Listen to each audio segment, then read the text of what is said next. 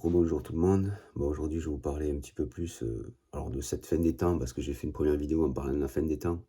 Donc, la fin des temps, le temps que l'homme a créé, c'est le temps qui le sépare de lui-même, hein. Le temps qui le sépare de de cette réalité corporelle. Alors, on pourrait l'appeler le Graal.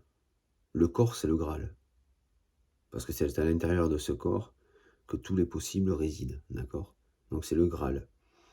Le Saint Graal, ben, c'est celui qui n'a plus d'emprise sur son corps. D'accord? Et donc qui est saint. Donc le Graal est saint, le Saint Graal. D'accord? C'est là où vous allez avoir tout qui va se révéler à vous. C'est-à-dire que l'homme utilise, pour bien comprendre le fonctionnement du troisième œil, l'homme utilise du corps à sa manière. C'est lui qui a les commandes. D'accord? Il utilise de l'imagination. Le troisième œil, c'est quoi? C'est l'imagination. Sauf que l'homme a l'emprise sur ce corps. Donc il a l'emprise sur son imagination. Il imagine ses rêves, il imagine sa vie, il imagine à chaque fois qu'il y a quelque chose qui se passe, tac, il imagine quelque chose, tac, tac, il se fait ça, tac, tac, il se fait ses films, etc., etc. Tout ça, c'est l'emprise que l'homme a sur son troisième œil, en fait, à la base. C'est lui qui fabrique son imagination. Mais l'homme ne fabrique que ce qu'il peut fabriquer dans cette imagination-là. D'accord? Ce réservoir d'imagination, c'est un petit peu, c'est un petit peu le cinéma intérieur. D'accord? L'homme se fait ses propres films. D'accord? Quand on lâche l'emprise sur le corps, avec le temps, tout doucement, le divin nous diffuse par ce troisième œil la réalité. Notre réalité corporelle, la réalité de toute chose, etc., etc. Tout est diffusé par cet œil-là. D'accord? D'où le troisième œil, l'œil qui voit tout. D'accord? Donc on ne peut pas avoir un troisième œil et avoir une imagination fructueuse. Vous voyez ce que je veux dire? Il faut faire un choix à un moment donné. Bon.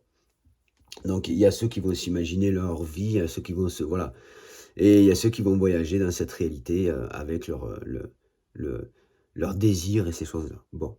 Alors c'est vrai qu'on peut s'éloigner de ce qui se passe dans cette création en réalisant notre petite vie et en se préoccupant que de notre petite vie. Le problème, c'est qu'à l'heure d'aujourd'hui, on est tous confrontés à quelque chose qui nous fait face de plus en plus. Le dérèglement météorologique, hein. On sait très bien que la météo, c'est plus du tout la même histoire et qu'il y a des choses qui sont en train de changer, donc évoluer, on va dire que ça évolue, la météo évolue, donc il n'y a rien de catastrophique quelque part. C'est juste un principe d'évolution qui est en marche. Maintenant, quand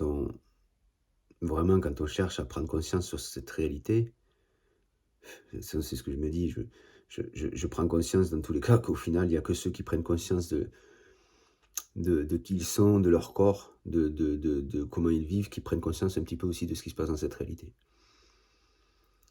Donc c'est vrai que c'est pas évident. Aujourd'hui, les gens tournent la tête quand on veut leur dire la vérité, ils tournent la tête, vous savez. Mais par contre, eux, il faut les écouter quand ils vous parlent de certaines choses que vous n'en avez rien à foutre. En fait, eux, il faut les écouter. C'est ça qui est génial dans cette réalité. Voilà. Donc eux, ils veulent pas vous écouter quand vous avez quelque chose à dire, mais par contre, eux, quand ils ont quelque chose à dire, il faut les écouter. Mais je crois que ces gens-là vont être de moins en moins écoutés, hein, quoi qu'il en soit, hein, puisqu'au final, ils vont se retrouver seuls, ils vont se retrouver isolés dans leur propre raisonnement personnel. Hein. Et puis, qu'est-ce que vous voulez qu'on y fasse? Ils seront abandonnés à eux-mêmes.